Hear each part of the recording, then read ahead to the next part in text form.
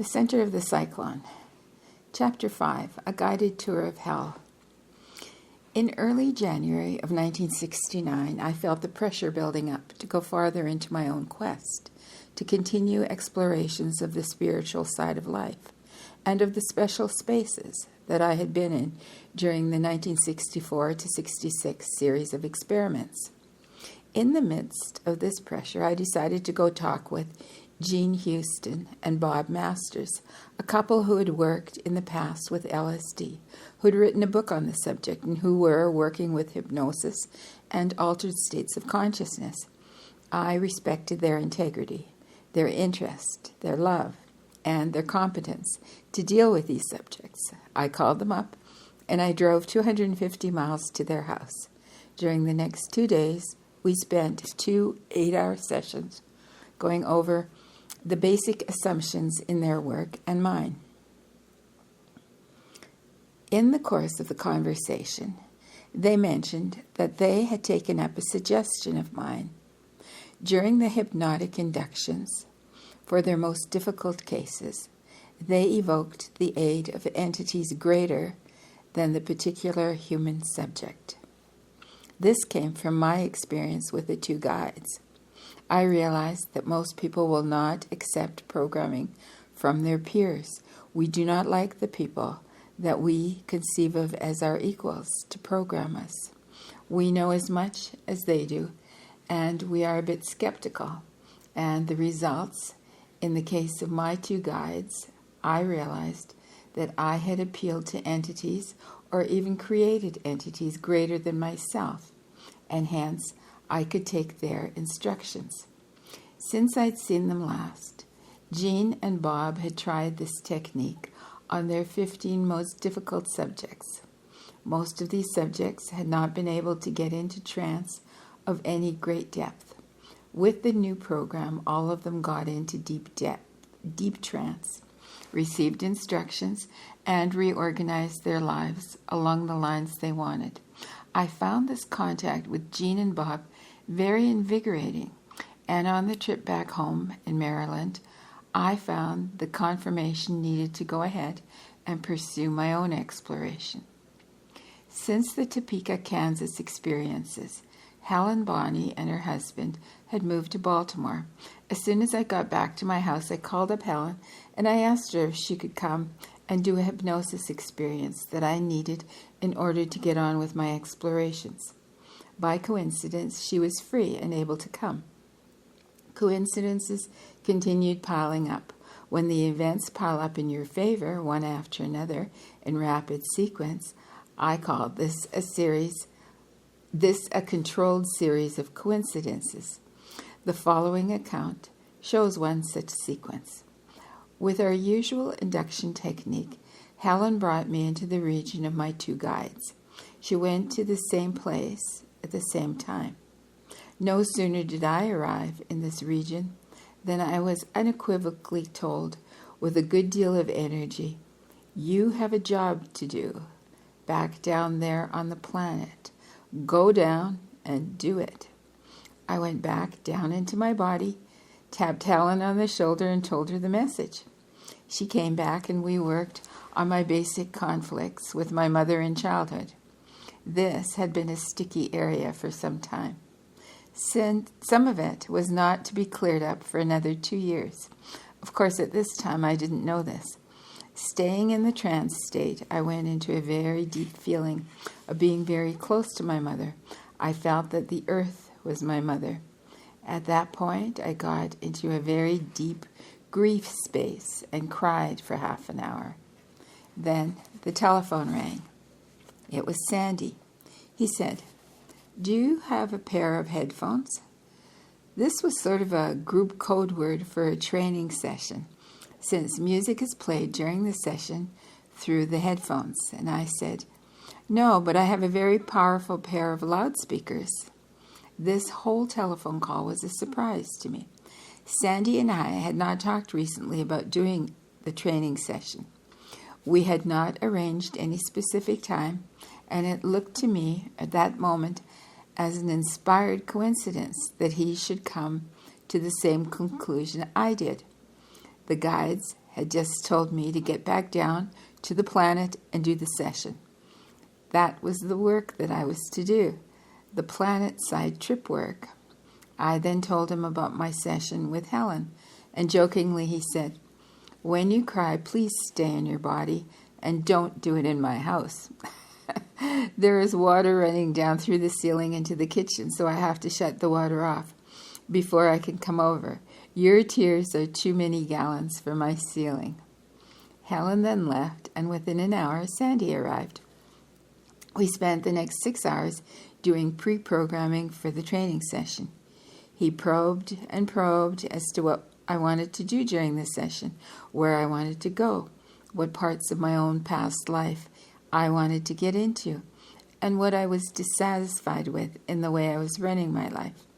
We tried to discover where unconscious tape loops, rather than conscious choices, were dictating my actions. Let me read that sentence again. We tried to discover where unconscious tape loops, rather than conscious choices, were dictating my actions. We did a very prolonged, deep, intensive consideration of my life.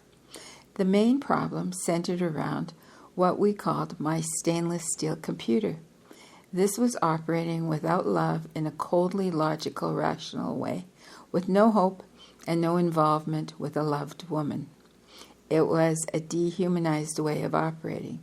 He then examined my fears of impotence and the fact that currently I did not know how to find a loved woman.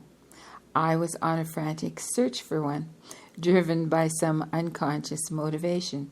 There was not enough joy in my life, not enough awareness of humor. These were the major points where I needed to get into some very deep regions. On this particular training session, I was not to leave my body and go into far out spaces, but I was to stay within the planet-side trip and my dissatisfaction in that trip. I was not to use traveling in far out spaces as an evasion of getting on with this examination. In this pre-programming session, Sandy pushed me very hard, the way he pushed the alcoholic patients in the project. Anytime he felt me evading or steering around an unpleasant subject, he precipitated me right into the middle of it. He got behind my defenses and convinced me that it was important to get behind them very deeply. The room in which we were to work was set up in such a way that I could lie down on the floor on a comfortable carpet between two very large loudspeakers. I made a selection of the records I wanted Sandy to play, and while I was under the influence of LSD, and piled them carefully beside the phonograph. The phonograph. Wow. There's a word I haven't heard in a long time. Okay, this room had been prepared in advance with carpets hanging on the walls to absorb the sound in order to avoid echoes and to cut out any external light. There was a single floor lamp in the room for light. The environment was designed to be as non-distracting as possible. In this session, I was to learn some things that I had not learned in the 1964 to 66 series of experiments in the Virgin Islands, though I was not to fully understand the implications of what took place in this session for approximately 2 years. Then it says in brackets 1970. We had arranged in advance to use a divided dose technique, 100 milligrams, and then an hour later, 200 milligrams. The LSD was pure Sandoz. During the initial hour with the 100 milligrams, we continued the work on the pre-programming, and after the 200 milligrams took over, I lay down on the floor between the loudspeakers to listen to the music. The music was at a very high volume. Suddenly I was precipitated into what I later called the cosmic computer. I was merely a very small program in somebody else's large, huge computer. There were tremendous energies in this computer. There were fantastic energy flows and information flows going through me.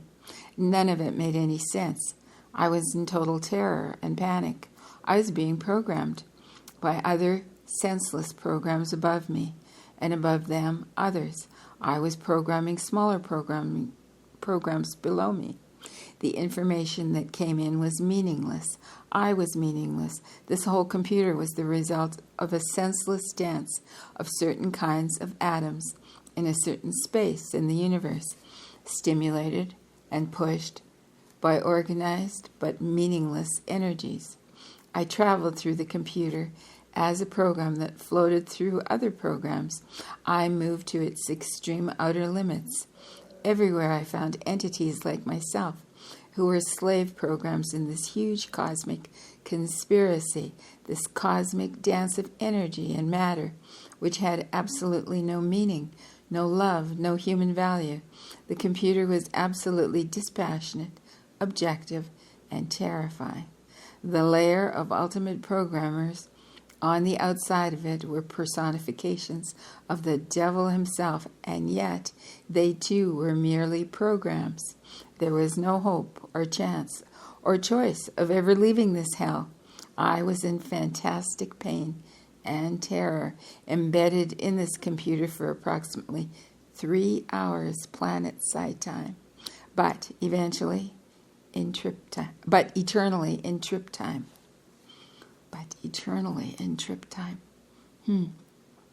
Suddenly, a human hand reached into the computer and pulled me out.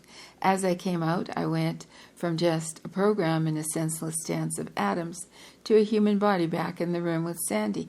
I found that Sandy, seeing my terror and panic, had grasped my hand in order to comfort me. In the fantastic release, I cried, and suddenly I was a baby again, in Father's arms, and he was rocking me. I went back inside. This time I watched, as if I were outside the computer. I saw 2 programmers in human form who had a robot figure on a bench. The robot was me. One of them said, "If that repairman down there," meaning Sandy, "can't get some love into this model, we will have to junk it." I came back, laughed, and told Sandy that all he was a repairman of robots. I then went back inside myself. The 2 programmers were once again talking about the robot, which was me. One of them said, "This one wants an erect penis." The other programmer picked an erect penis off the shelf and thrust it onto the robot. I came back laughing, and all my past loves flowed through me. I felt Mother flowing through my being, Father flowing through my being, and all the women of my past life, one after another, flowing through me, complete with love, warmth, and radiance. I was filled with love, and I melted with this vision of all the past history of my own love.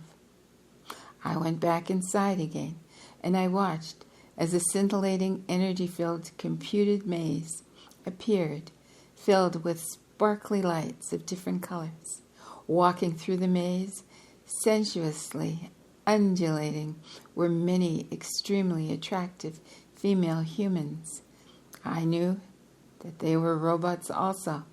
They had glittering gowns that hugged their voluptuous figures closely, showing their delicious hips and bosoms and narrow waists and extremely beautiful faces.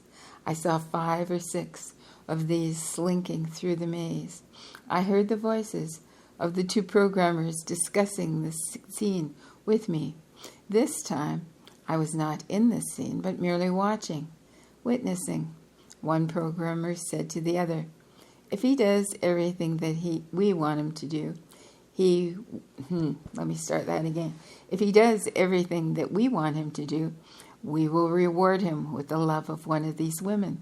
I was horrified because I realized these women were robots and not real humans. I came back and I told Sandy I would accept all the programming of the 2 guides, but not Sandy's own. I said this in a humorous and laughing fashion, since I realized that our pre-programming was working.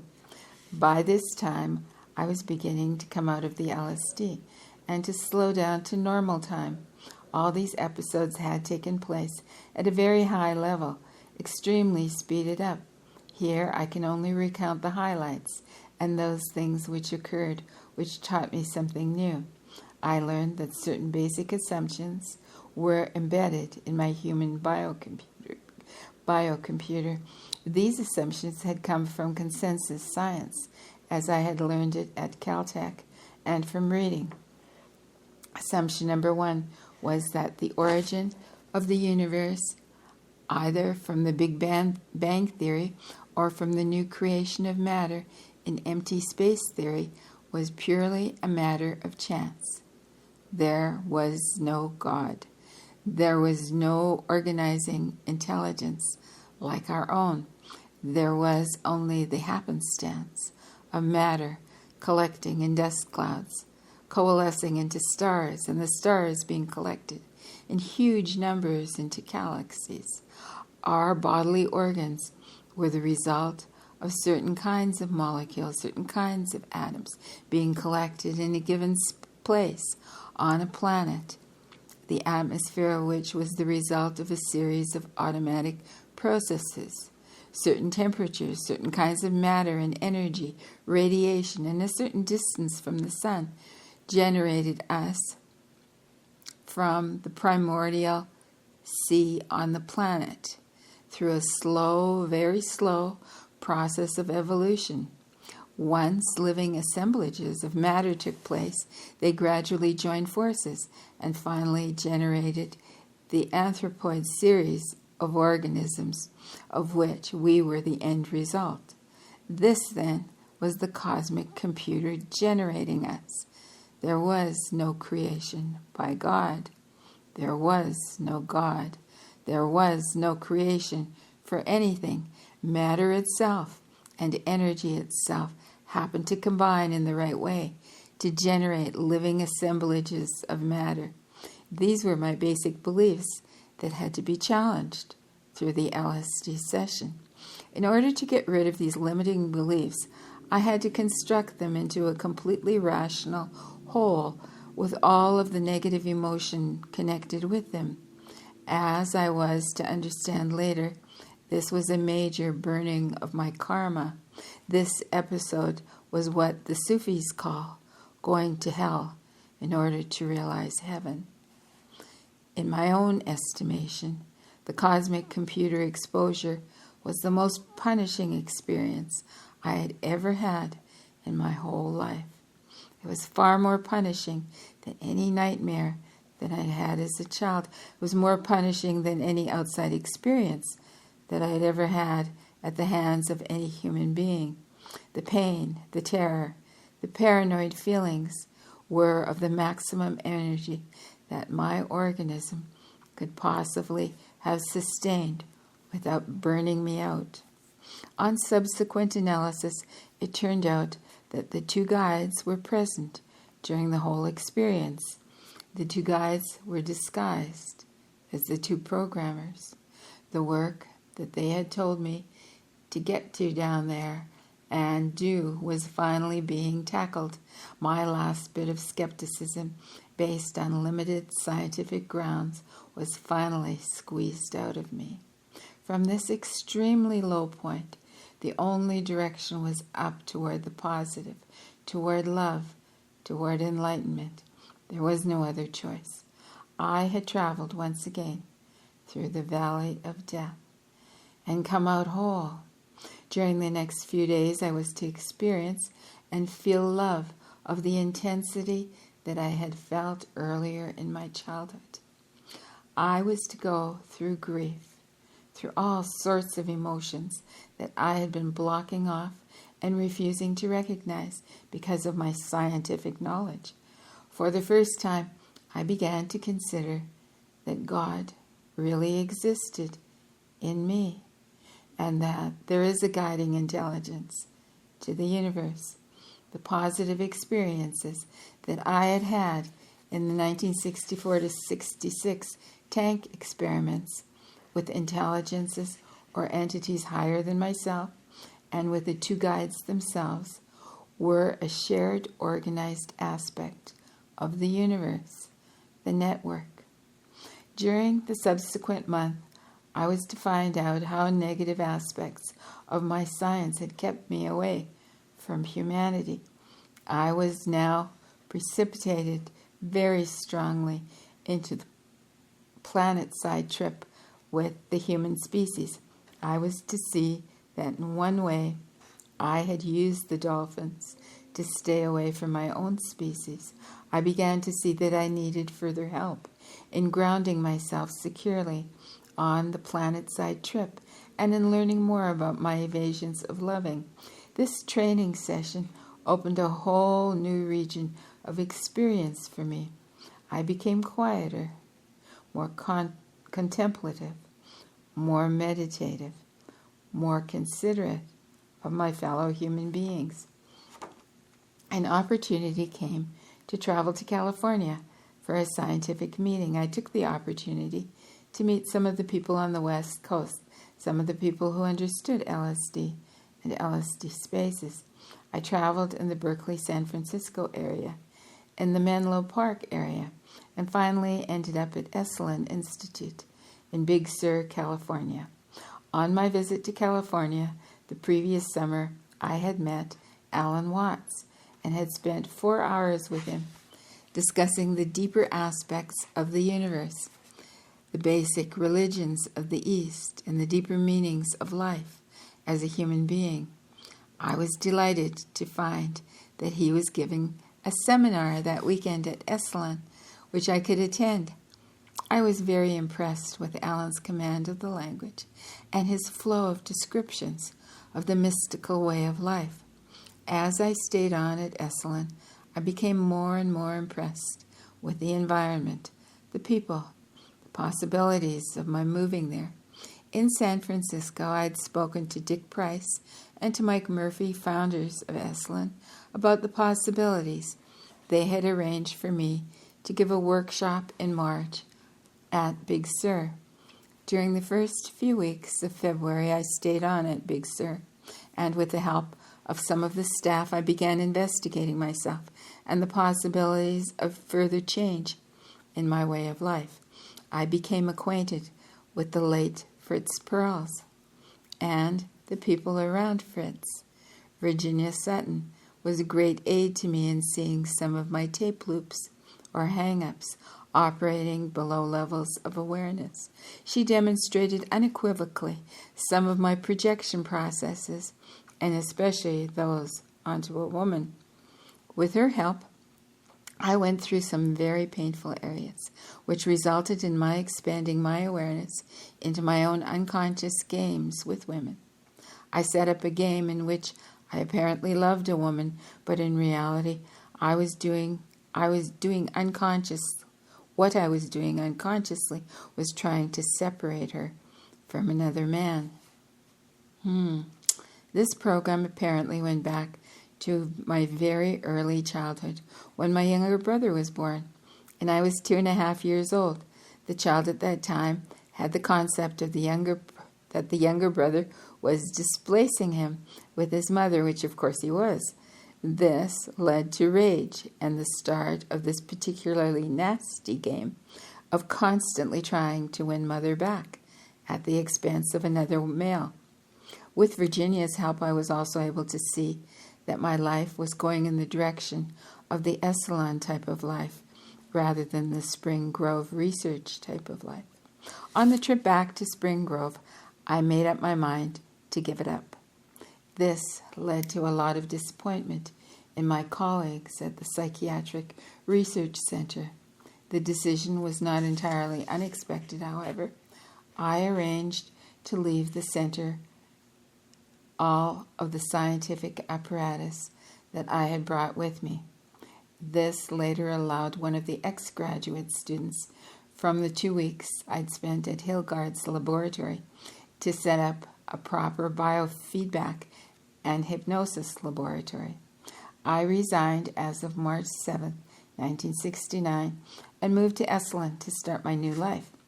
In a conference with Dick Price, he set up a 6-week series of workshops for me to take. During that same period, I was to give one of my own. The first weekend at Big Sur was in a workshop with Bill Schultz and 59 other people. Many impressive things happened. I was amazed at how a quiet programmer like Bill could get people to do things that they had not dared to do before, and to do it very rapidly in order to realize a greater human freedom. For example, we were all standing in a rather small room, a room called Maslow at Esalen. 60 people were standing pretty close together. Bill gave a very quiet 8-minute talk, and at the end of which time, everyone in the room but 2 women took off all their clothes. One of the clothed women standing near me said, "Now what do I do? How can I possibly get my clothes off?" I just very quietly said, "Take them off," which she did.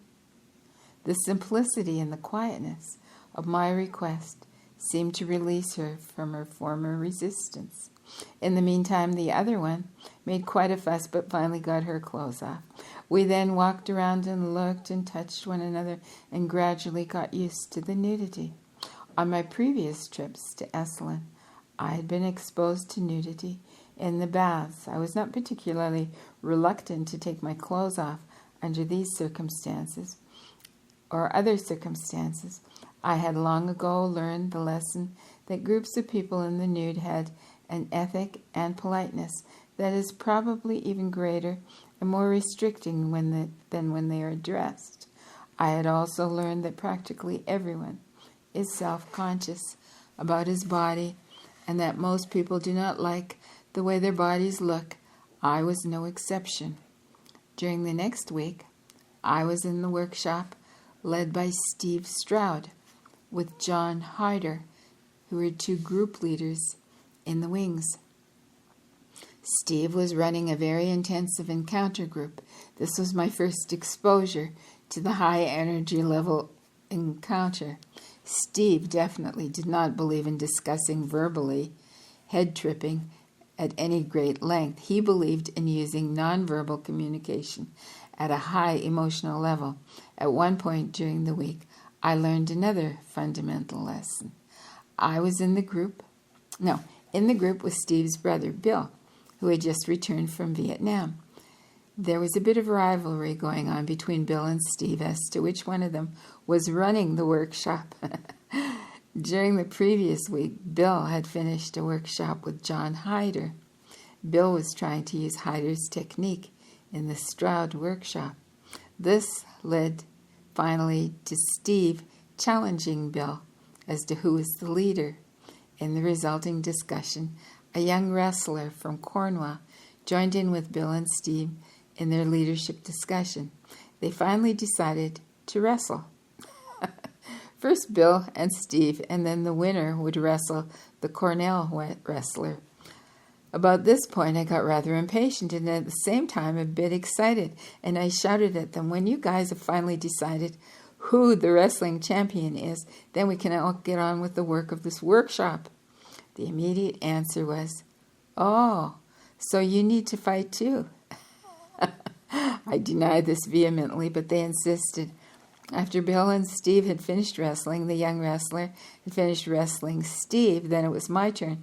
I was to wrestle the Cornell wrestler. I went into that encounter extremely frightened. Basically, I was afraid of either killing or being killed. My overreaction to the situation brought out a fixation carried over from childhood. I was afraid of rage, afraid of getting into the rage space, the red rage space. When I was 8 years old, my older brother had provoked me. We had provoked one another, really, to the point where I went into the red rage stage. I threw a toy cannon at him, just missing his head. Suddenly I realized that I had attempted to kill him, and that if the cannon had been an inch closer, I might easily have done so. At that instant, I decided never to lose my temper again. The computer became fixated against this forbidden rage space. We proceeded to wrestle with all the careful controls around the wrestling match that are set up in Steve's encounter groups.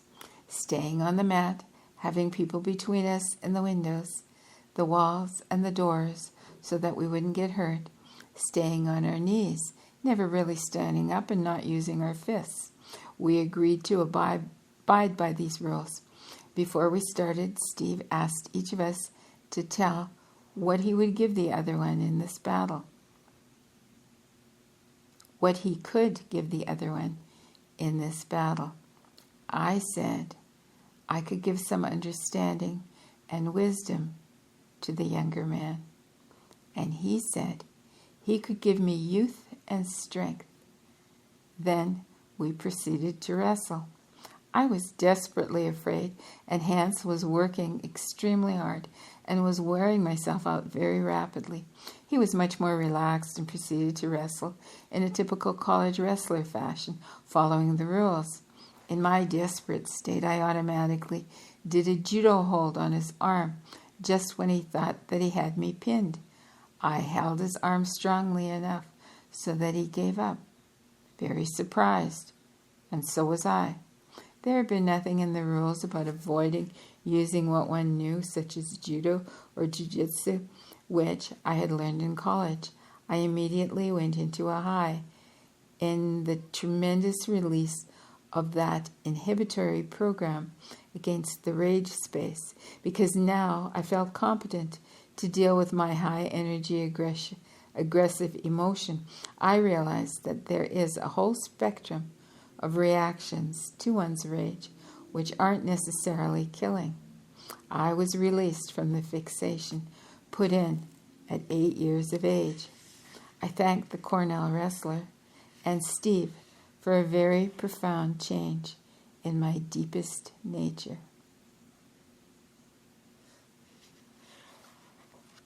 And this is about halfway through the chapter, so I'm going to pause here and continue next time.